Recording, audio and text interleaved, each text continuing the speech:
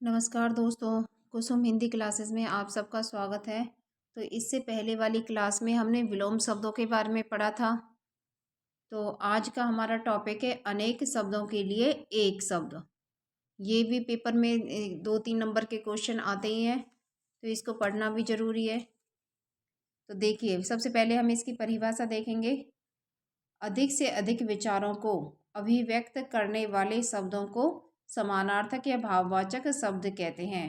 तो क्या कह रहा है वो, अधिक से अधिक विचारों को, मतलब ज़्यादा से ज़्यादा विचारों को अभिव्यक्त करने वाले शब्दों को समानार्थक शब्द या भाववाचक शब्द कहते हैं। जैसे अब कोई वाक्य दिया जाएगा, उसका आपको बताना है कि इसका मतलब एक शब्द में बताना है इसका क्या अर्थ है। तो शुरू करते हैं हम अनेक शब्दों के लिए एक शब्द। चलिए, पहला है हमारा, जो कानून के विरुद्ध हो उसको क्या कहते हैं। तो जो कानून के विरुद्ध हो उसको क्या कहते हैं, अवैध। और जो कानून के नियमों के अनुसार हो उसे क्या बोलेंगे, वैध। दूसरा देखिए, जंगल में लगने वाली आग। तो जंगल में लगने वाली आग के लिए कौन सा शब्द दिया गया है, दावानल। एक ही समय में वर्तमान, मतलब एक ही समय, वर्तमान में एक ही समय की बात की जाए तो उसे क्या बोलेंगे, समसामयिक। जो तत्काल सोचकर उत्तर दे सके, ये कई बार पेपर में पूछा जा चुका है। ठीक है, तो वो क्या कह रहा है,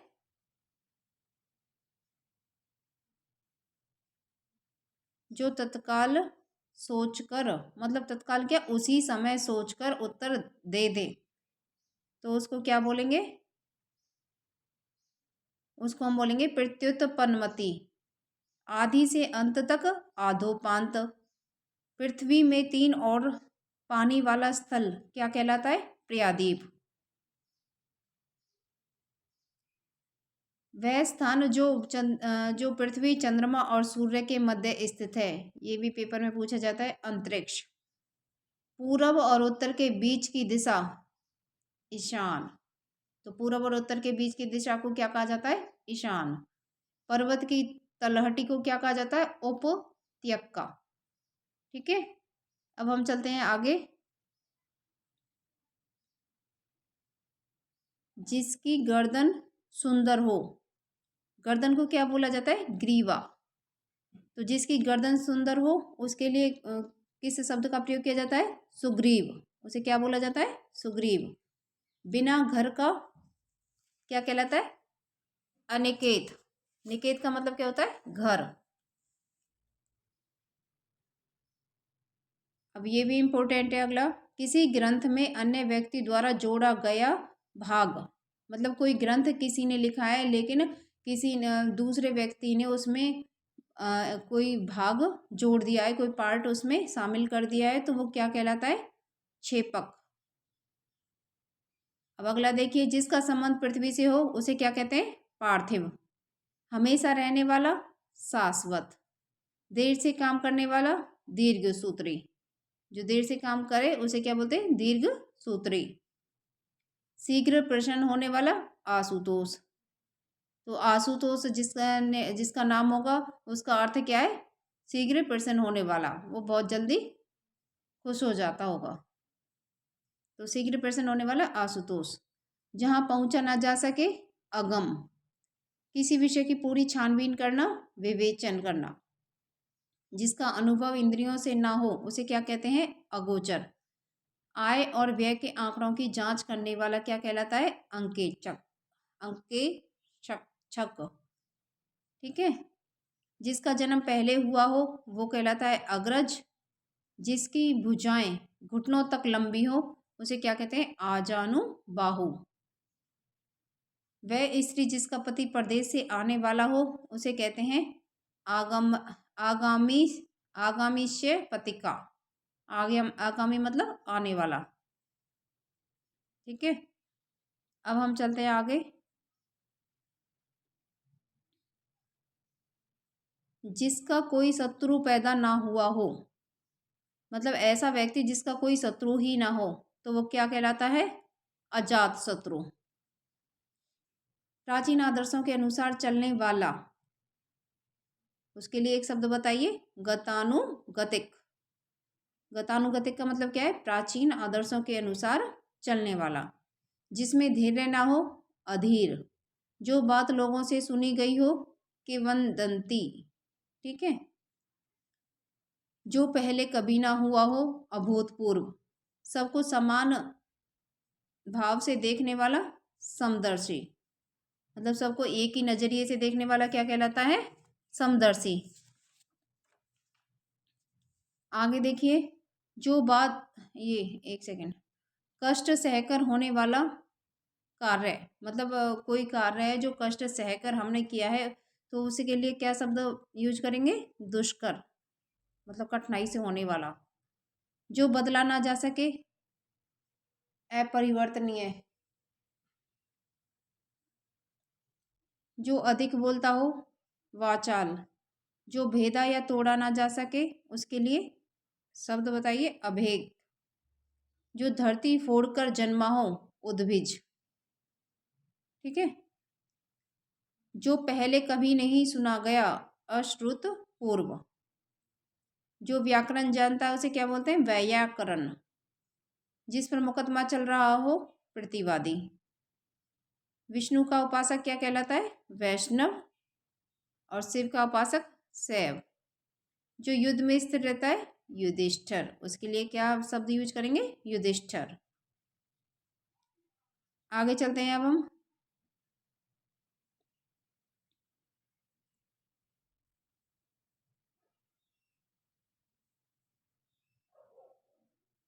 गोद लिया हुआ पुत्र क्या कहलाएगा?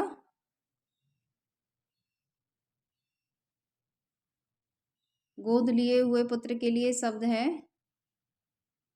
दत्तक। जो पेट के बल चलता है, उसे क्या कहते हैं? उरग। पेट के बल कौन चलता है? सांप।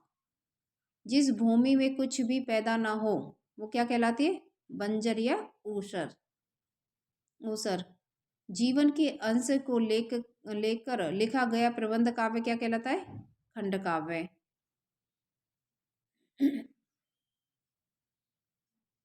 आगे चलते हैं। दीन दुखियों को भोजन देने की व्यवस्था, ये भी पेपर में पूछा जा चुका है कि दीन दुखियों को भोजन देने की व्यवस्था क्या कहलाती है? सदा व्रत। उत्तराधिकार में प्राप्त संपत्ति, रिक्त। रिक्त नहीं, रिक्त। ऐसी कन्या जिसे विवाह का वचन दिया गया हो, वो क्या कहलाता है? वाग्दत्ता। आधी रात का समय, निशीथ। जिसे बुलाया ना गया हो, अनाहुत। और जिसे बुलाया गया हो, आहुत। रंगमंच रंगमंच के पर्दे के पीछे वाला भाग क्या कहलाता है? वो कहलाता है नेपथ्य। ठीक है। जो स्त्री सूर्य भी ना देख सके, उसके लिए एक शब्द बताइए, ऐसूर्यम पश्या। ठीक है। आगे चलते हैं। तैरने की इच्छा क्या कहलाती है? तितृषा। हाथी की पीठ पर रखे जाने वाला, तो हाथी की पीठ पर जो रखा जाता है उसको क्या कहते हैं? हौदा। गुरु के समीप रहकर शिक्षा ग्रहण करने वाला, अंतेवासी। पेट की अग्नि क्या कहलाती है? जठराग्नि। जो नभ में चलता है उसे क्या कहते हैं? खेचर। जो छीन न हो सके, अक्षय। जिसका इलाज ना हो सके, असाध्य। असाध्य होगा वो। और जो सब कुछ जानता है, सर्वज्ञ। और जिसे जानने की इच्छा है उसको क्या बोलेंगे? जिज्ञासा। आगे चलते हैं अब। इसमें मैंने वही सारे अनेक शब्दों के लिए एक शब्द चुन चुन कर रखे हैं जो पेपरों में पूछे जाते हैं। तो देखिए, छोटे से छोटे काम में त्रुटि ढूंढना। मतलब बहुत से लोगों की आदत होती है कि छोटे से छोटे काम में वो गलती ढूंढते रहते हैं। तो उससे क्या, उनके लिए क्या एक शब्द क्या है? छिद्रान्वेषी। तो छोटे से छोटे काम में जो गलतियां ढूंढता है उसके लिए एक शब्द क्या है? छिद्रान्वेषी। दिशाएं ही जिनका वस्त्र है दिगंबर। जैसे अंबर का मतलब क्या होता है? वस्त्र, और दिग का मतलब है दिशा। महल का भीतरी भाग क्या कहलाता है? अंतःपुर। मदिरा पीने का प्याला, उसे क्या कहा जाता है? चषक। ऐसी जीविका जिसका कुछ ठौर ठिकाना ना हो, आकाशवृत्ति। उसके लिए एक शब्द क्या दिया गया है? आकाशवृत्ति। बुरे उद्देश्य से की गई गुप्त मंत्रणा, दुर्भी संधि। मतलब किसी बुरे उद्देश्य, बुरे काम को करने के लिए कोई गुप्त मीटिंग की जाए तो उसके लिए क्या शब्द है? दुर्भी संधि। घुटनों तक बाहों वाला, अजानुभाव। प्रिय वचन बोलने वाली स्त्री, प्रियंवदा। सांझ और रात के बीच का समय क्या कहलाता है? गोधूली। और जो बहुत मंद गति से काम करता है, मंथर। ऐसा कवि जो तत्काल रचना करता हो, आशु कवि। मतलब ऐसा कवि जो तत्काल उसी समय रचना लिख सकता हो, कोई कविता लिख सकता हो, कोई कहानी लिख सकता हो, तो उसको क्या कहा जाता है? आशु कवि। जो व्यक्ति विदेश में रहता है, अप्रवासी। वह स्त्री जिसका पति परदेश से लौटा हो, आगत पतिका। और सिर से पांव तक, आपाद मस्तक। अब हम आगे चलते हैं। तो देखिए, अपने स्थान पर अटल रहने वाला, तो वो क्या कह रहा है? अपने स्थान पर अटल रहने वाले के लिए एक शब्द बताइए। ध्रुव। वो क्या कहलाता है? ध्रुव। ध्रुव। और वह स्थान, अगला है हमारा, वह स्थान या दुकान जहाँ पर हजामत बनाई जाती है, उसके लिए एक नाम दिया गया है। वह क्या है? नापितशाला। जो नाई की दुकान होती है उसको क्या बोलते हैं? नापितशाला। ठीक है, जैसे पाठशाला जहाँ विद्यार्थी पढ़ते हैं, उसी प्रकार। अब है हमारा, जिसको देश से निकाल दिया गया हो, वो क्या कहलाएगा? उसके लिए एक शब्द है निर्वासित। जो भोजन रोगी के लिए उचित है, वो है पथ्य। शरणागत की रक्षा करने वाला क्या कहलाता है? परिणत पाल। तो ये हमारे कुछ इम्पोर्टेंट अनेक शब्दों के लिए एक शब्द है। इनको आप अच्छे से देख लेना, पढ़ लेना, समझ लेना। ठीक है, इनमें से ही पेपर में पूछा जाएगा। इससे बाहर आपको कुछ नहीं मिलेगा। जो सारे इम्पोर्टेंट थे वो सारे मैंने इसमें नोट किए हुए हैं। तो अब हम चलते हैं महत्वपूर्ण प्रश्नों की तरफ। तो पहला क्वेश्चन है हमारा, महल के भीतरी भाग को किस शब्द से जाना जाता है? तो ऑप्शन सुनिए। रनिवास, दूसरा ऑप्शन है अंतःपुर, तीसरा ऑप्शन है हमारा गर्भगृह, और चौथा ऑप्शन है भीतरी तल। तो दूसरा ऑप्शन अंतःपुर हमारा बिल्कुल ठीक हो जाएगा। अब हम चलते हैं दूसरे क्वेश्चन की तरफ। जिसे जीता ना जा सके उसके लिए उपयुक्त शब्द बताइए। पहला ऑप्शन देखिए, अज्ञेय। दूसरा ऑप्शन है अजेय। तीसरा ऑप्शन है दुर्जय, और चौथा ऑप्शन है अपराज्य। तो दूसरा ऑप्शन अजेय, जिसे जीता ना जा सके उसे क्या बोलते हैं? अजेय, अजेय। ठीक है, तो ये हमारा दूसरा ऑप्शन बिल्कुल ठीक हो जाएगा। अब हम चलते हैं तीसरे क्वेश्चन की तरफ। आधी रात का समय के लिए उपयुक्त शब्द बताइए। ऑप्शन सुनिए। पहला ऑप्शन है विभावरी, दूसरा ऑप्शन है निशीथ, तीसरा ऑप्शन है सबरी, चौथा ऑप्शन है निशा। तो कौन सा होगा? ये हमने कराया भी है। तो दूसरा ऑप्शन है निशीथ, वो हमारा बिल्कुल ठीक हो जाएगा। अब हम चलते हैं आगे फोर्थ क्वेश्चन की तरफ। तो देखिए फोर्थ क्वेश्चन क्या है हमारा, हवन में जलने वाली लकड़ी के लिए एक शब्द बताइए। वो शब्द कौन सा है? ऑप्शन सुनिए। पहला ऑप्शन है वन काष्ठ, दूसरा ऑप्शन है हवन सामग्री, तीसरा ऑप्शन है शुष्क काष्ठ, चौथा ऑप्शन है समीधा। तो चौथा ऑप्शन है जो समीधा, वो हमारा बिल्कुल ठीक हो जाएगा। अगला क्वेश्चन देखिए, दिशाएं ही जिनका वस्त्र है उन्हें क्या कहते हैं? तो ऑप्शन देखिए, ऑप्शन है हमारा, पहला है विशंभर, दूसरा ऑप्शन है दिक्पाल, तीसरा ऑप्शन है पैगंबर, चौथा ऑप्शन है दिगंबर। तो दिशाएं ही जिनका वस्त्र है उनके लिए कौन सा शब्द आएगा? दिगंबर। ठीक है, चौथा ऑप्शन हमारा बिल्कुल ठीक हो जाएगा। अब हम चलते हैं छठे क्वेश्चन की तरफ। तैरने की इच्छा को क्या कहते हैं? पहला ऑप्शन है जल अवतरणी इच्छा, दूसरा ऑप्शन है तितृषा, तीसरा ऑप्शन है तरणें इच्छा, चौथा ऑप्शन है संतरणे इच्छा। ठीक है, तो इसमें से कौन सा ऑप्शन ठीक हो जाएगा? जो दूसरा ऑप्शन है तितृषा, वो बिल्कुल ठीक हो जाएगा। अब अगला क्वेश्चन देखिए, सातवां, पेट की अग्नि को कहते हैं तो क्या कहते हैं?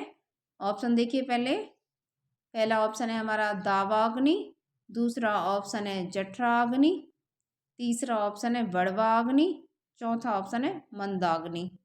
तो कौन सा होगा? तो ये दूसरा ऑप्शन है वो हमारा बिल्कुल ठीक हो जाएगा। दावाग्नि कौन सी होती है? जो जंगल में लगने वाली आग होती है उसे दावाग्नि बोलते हैं, और पेट में लगने वाली आग को जठराग्नि, और बड़वा अग्नि समुद्र में लगने वाली आग को। ठीक है, इनको आप याद रखना। आगे देखिए, आठवां क्वेश्चन, जो नभ में चलता है उसके लिए एक शब्द बताइए।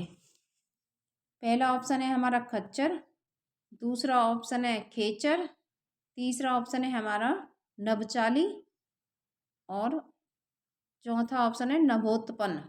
तो कौन सा हो जाएगा? जो नभ में चलता है उसको हम बोलेंगे खेचर। दूसरा ऑप्शन हमारा बिल्कुल ठीक हो जाएगा। अगला क्वेश्चन नौवां क्वेश्चन देखिए, उचित अनुचित का ज्ञान रखने वाला के लिए उपयुक्त शब्द बताइए। तो उचित अनुचित का ज्ञान रखने वाले के लिए एक उपयुक्त शब्द क्या होगा? ऑप्शन सुनिए पहले। ऑप्शन है हमारा, पहला है ज्ञानी, दूसरा है विवेकी, तीसरा है चतुर, चौथा है दूरदर्शी। तो दूसरा ऑप्शन है जो हमारा विवेकी, वो बिल्कुल ठीक हो जाएगा। अब 10वां क्वेश्चन देखिए, स्वयंभू शब्द का अर्थ है। ऑप्शन है सर्वश्रेष्ठ, ठीक है, सर्वश्रेष्ठ, और दूसरा ऑप्शन है स्वतः उत्पन्न, तीसरा ऑप्शन है हमारा सर्वोपरि, और चौथा ऑप्शन है स्वावलंबी। तो कौन सा हो जाएगा? स्वयंभू। स्वयंभू मतलब जो स्वयं उत्पन्न हुआ हो। तो दूसरा ऑप्शन हमारा बिल्कुल ठीक हो जाएगा, स्वयं उत्पन्न। अगला क्वेश्चन देखिए, 11वां क्वेश्चन, वह भाई जो अन्य माता से जन्मा हो उसके लिए एक शब्द बताइए। तो ऑप्शन सुनिए, दूरस्थ, दूसरा ऑप्शन है अन्योदर, तीसरा ऑप्शन है औरस, चौथा ऑप्शन है सहोदर। तो दूसरा ऑप्शन अन्योदर हमारा बिल्कुल ठीक हो जाएगा। अब हम चलते हैं आगे नेक्स्ट क्वेश्चन की तरफ। तो देखिए,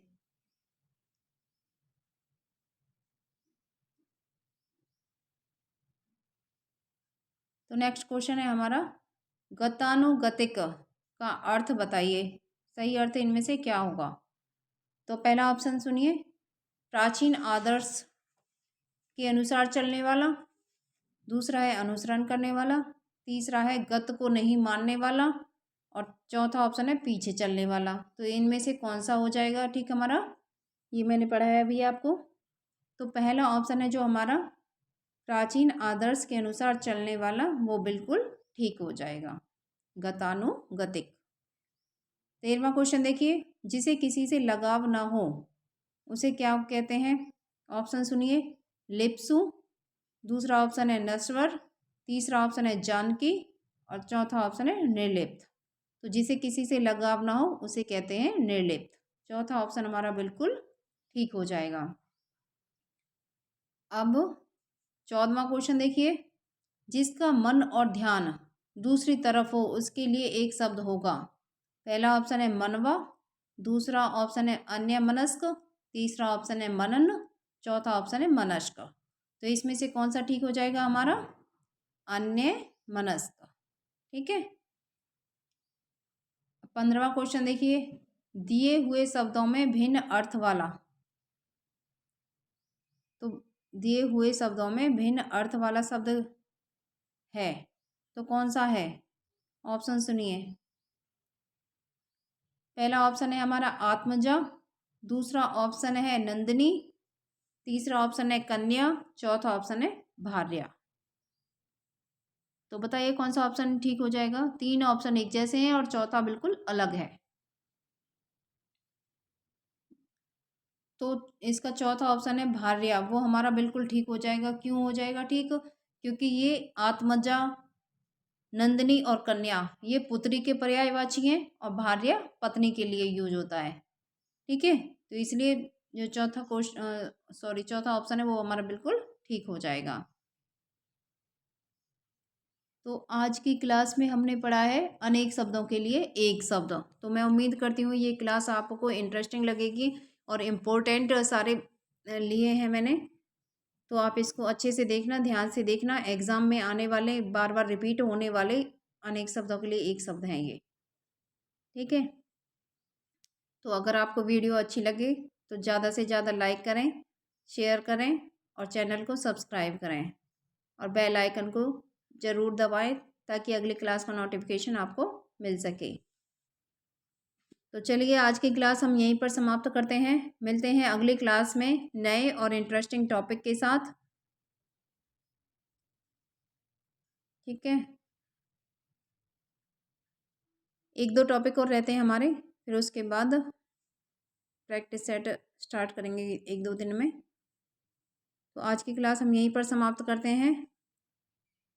धन्यवाद।